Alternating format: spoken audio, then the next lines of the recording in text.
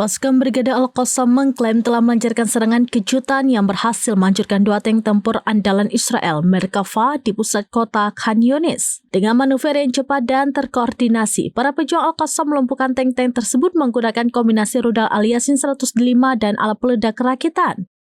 Serangan ini menunjukkan bahwa meskipun menghadapi kekuatan militer yang jauh lebih besar, perlawanan Palestina masih memiliki kemampuan untuk menimbulkan kerugian signifikan pada aset-aset militer canggih Israel.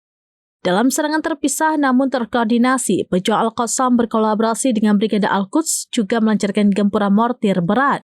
Serangan ini menargetkan kumpulan tentara dan kendaraan militer Israel di wilayah Satar Barat di utara Khan Younis. Serangan mortir tersebut menyebabkan kepanikan dan kerugian yang tidak sedikit di pihak lawan. Download Tribun X sekarang, menghadirkan lokal menjadi Indonesia.